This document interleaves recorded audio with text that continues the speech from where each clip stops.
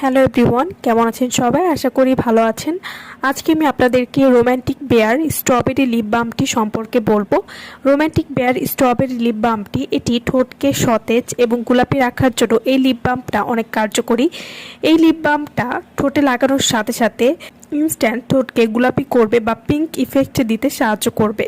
এই strawberry lip বামটা always ব্যবহার করলে ঠোঁট ফাটবে না। Romantic bear strawberry lip balm এটি ছোট বেবি ও ব্যবহার করতে পারবে।